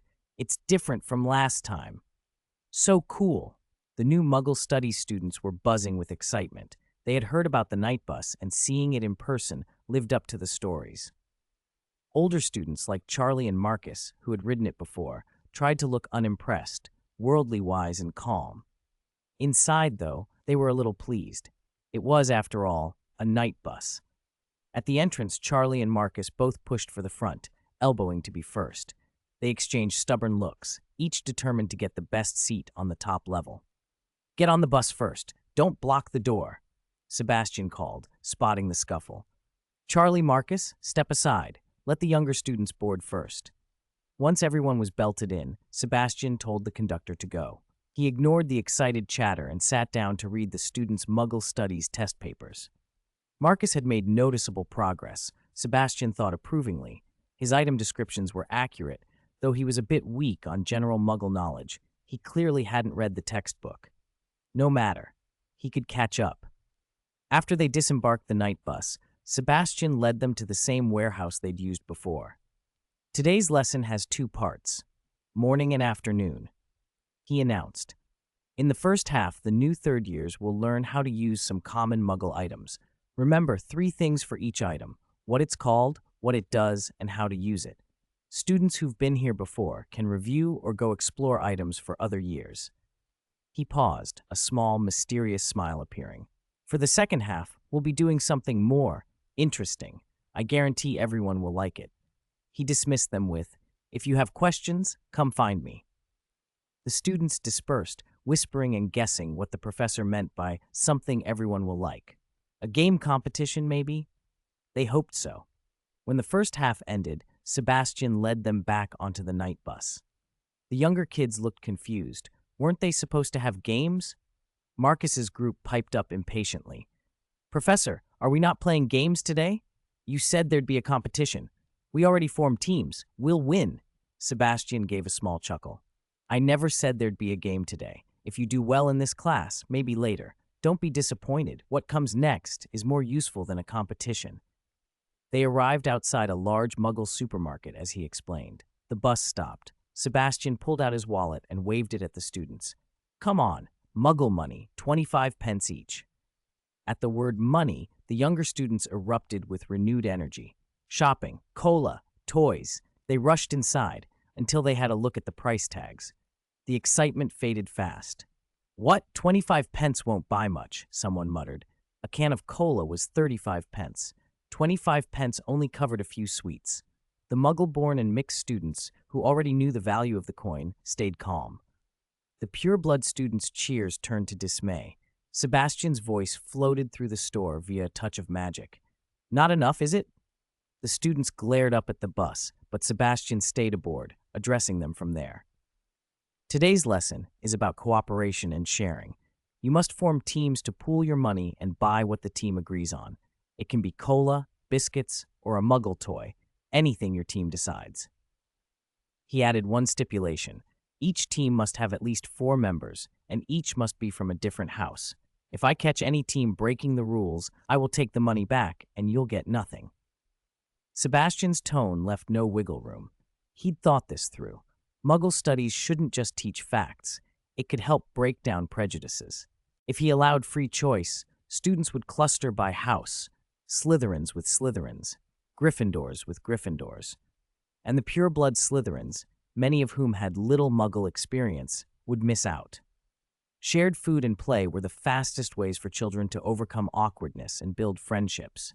Teams would force them to cooperate, negotiate what to buy, and experience the give and take of working with people who were different. A large team meant more buying power but more compromise. A small team was easier to coordinate but could afford less. That was the lesson. The students exchanged looks, calculating how to meet the 4-house requirement. Forming a balanced team wasn't easy, but the rule was clear, so they started trying. Charlie was browsing the snack aisle. After listening to Sebastian, he waved to Wood, who was nearby, and they headed over to Marcus in Slytherin. "Marcus, did you hear? Want to team up?" Marcus inwardly grumbled about having to mix with Gryffindors. Again? This was going to be annoying. Couldn't he just buy candy alone? But between Charlie and Wood he felt safer, at least they'd cooperate. Also, there weren't many older students around, and if he failed to find a team, he might be left with nothing to buy. With a quick calculation, he agreed. "Fine, I'll look for a Hufflepuff. You two go find a Ravenclaw." They dispersed through the aisles, bargaining, recruiting, and learning, just as Sebastian had planned. Not long after, Marcus found his gaming buddy, the Hufflepuff boy. Charlie and Wood had also brought over a 7th-year Ravenclaw, and the 5 of them formed a little team. Of the group, only the Hufflepuff boy was from the Muggle world, and with his wide shopping experience, he instantly became the star. The third year showed no shyness with the older students and began enthusiastically pointing out everything in the Muggle supermarket. "This is delicious. Barbecue potato chips. One bag is enough for everyone to share. Ice cream, too. Strawberry, vanilla, chocolate, but it's hard to split between 5 of us. Oreo sandwich cookies. Everyone who's tried them says they're great. We could get a few small pots of yogurt. It's cheap and more filling than cola." Charlie and the others were dazzled. With the Hufflepuff boys running commentary, the shelves suddenly seemed irresistible.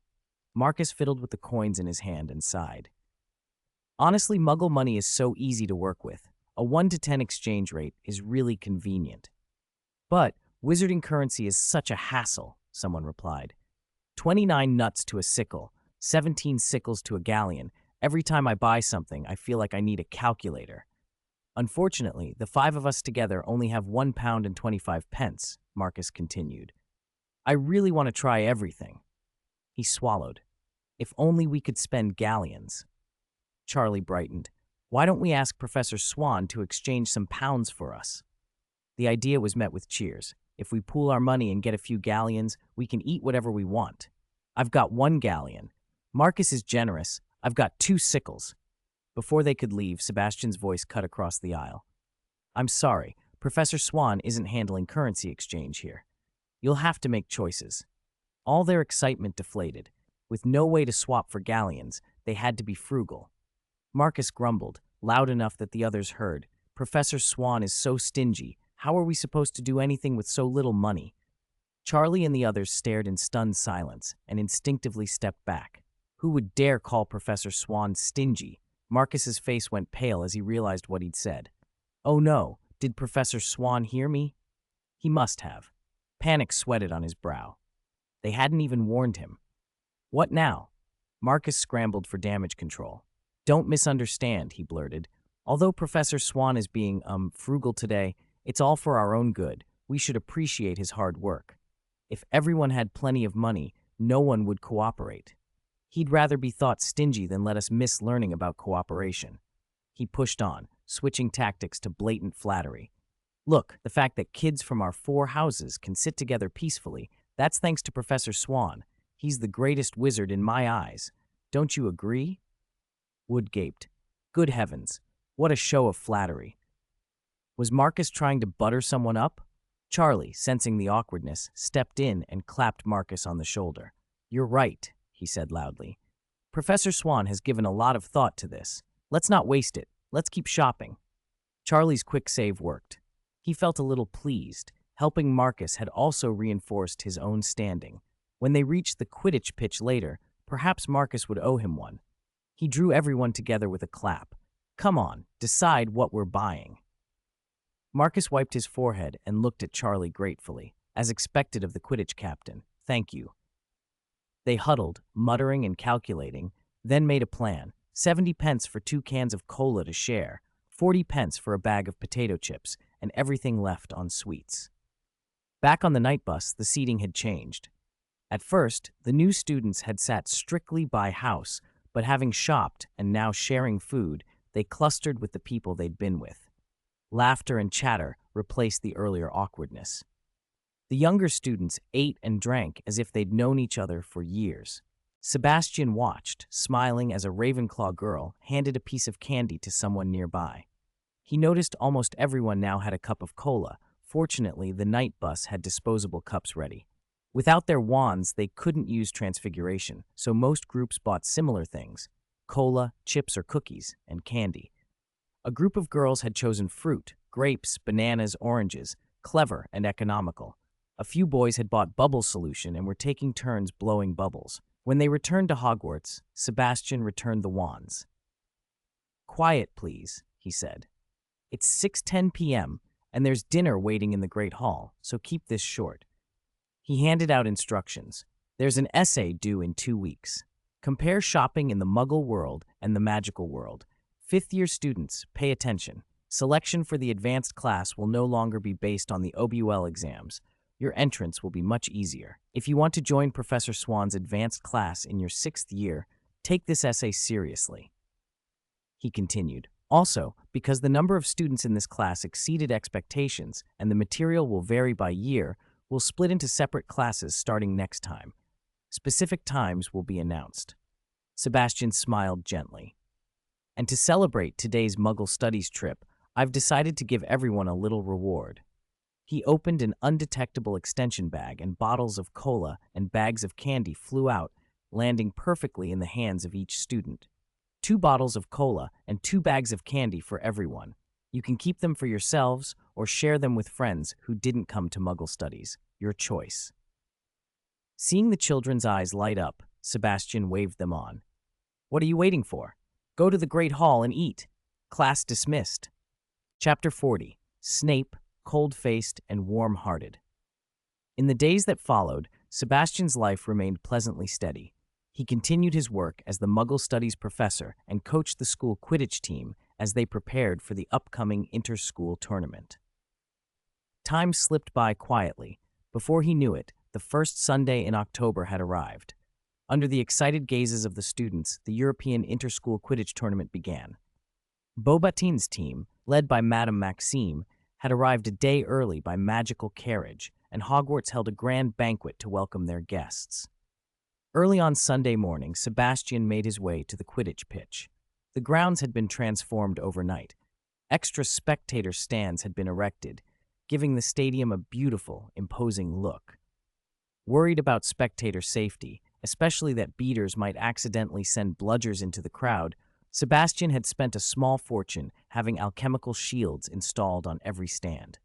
With the match being broadcast live across Europe, every detail reflected on Hogwarts' reputation. Severus Snape was up early as well. He found Sebastian on the pitch, overseeing the Swann media crew as they ran final checks on the live feed.